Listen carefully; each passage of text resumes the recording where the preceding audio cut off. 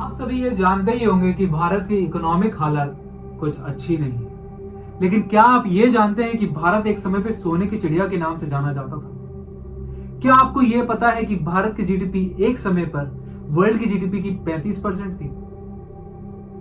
काफी रिसर्च करने के बाद मुझको ये पता चला कि ये बात है 1833 की, जब house of Commons London member of parliament और काउंसिल ऑफ इंडिया के मेंबर थॉमस बेबिंगटन मकॉले खड़े होकर अंग्रेजी सरकार के सामने एक भाषण देते हैं। वो भाषण होता है इंडियन सबकॉन्टिनेंट के एजुकेशन रिफॉर्म्स के ऊपर।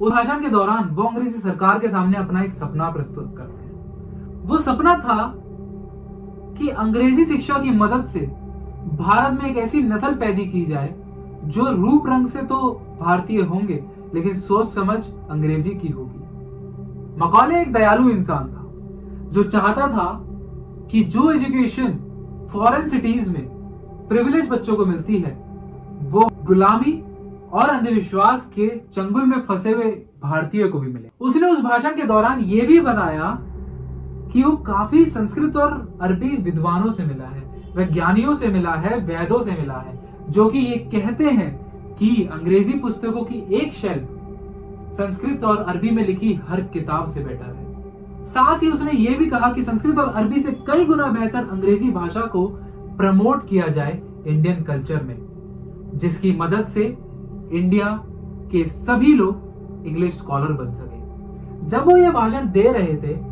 तब हमारे भारत की जीडीपी वर्ल्ड की जीडीपी की 18% थी और यूके की जीडीपी सिर्फ मात्र 3% थी। लेकिन देखते ही देखते जब 1835 में ये नया एजुकेशन सिस्टम फॉलो करा गया तो इंडिया की जीडीपी मात्र 2 या 3% रह गई थी और यूके की जीडीपी 12% पे पहुंच गई थी। दयालु मकॉले तो अंधविश्वासी भारत को सोने की चिड़िया बनाने आए थे, लेकिन देखते ही देखते उन्होंने यूके को सोने की चिड़िया बना दिया। जिस संस्कृत और अरबी भाषा को मकॉले गणपड़ गवारों की भाषा बता रहे हैं,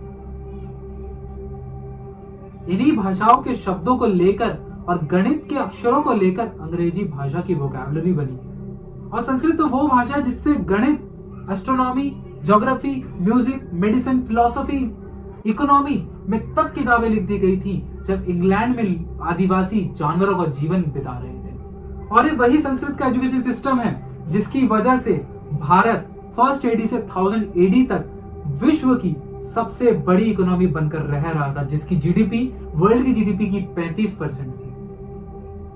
और वही भारत इंग्लिश एजुकेशन सिस्टम को फॉलो करने के बाद जब वो आजाद हुआ तो उसकी गिनती विश्व के सबसे गरीब देशों में से होने लगी। पहले को ये कौन समझाता कि देश का प्रोग्रेस किसी भाषा की वजह से नहीं होता। भाषा तो कम्युनिकेशन करने का एक मीडियम है, प्रोग्रेस तो सिस्टम से होती है।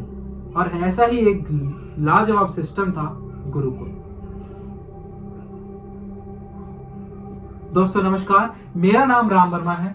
मैं एक ऑनलाइन एंटरप्रेन्योर हूं जिसने हाल ही में ही एक प्रोजेक्ट पे काम शुरू करा है, success script, through which I will try my best to promote the Indian culture and new education system, जो कि इंडियन स्टूडेंट्स को हेल्प करेगा ऐसी चीजें सीख जिनकी जरूरत उनको रियल लाइफ में पड़ने वाली है।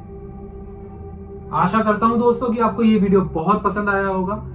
नहीं आया तो आप डिसलाइक बटन दबा सकते हैं और मुझे कमेंट करके जरूर बताइए कि आपको क्या बुरा लगा और क्या सही लगा। और अगर आपको ये वीडियो पसंद आई हो तो लाइक, शेयर, कमेंट जरूर कीजिएगा। ऐसी डॉक्यूमेंट्री टाइप वीडियो बनाने में काफी समय और काफी रिसर्च और काफी मेहनत लगती है। आशा करता हूं कि ऐसी ही इंटरेस्टिंग वीडियोस मैं आपके लिए लाता रहूंगा। तब तक के लिए बाय बाय एंड धन्यवाद।